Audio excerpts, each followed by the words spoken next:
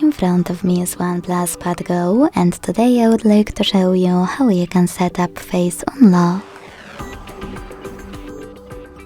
And by opening Settings and scrolling down to access Security and Privacy. Then scroll down again to tap on Device Unlock, hit Face Unlock, and tap on Face section here. Now select Agree, enter your screen lock, and finally hit Continue. Keep your face in frame and follow all of the instructions from your screen. Then hit Done. Manage all of those options, and when you finished, click on Home button. So when I switch off my screen and turn it back on,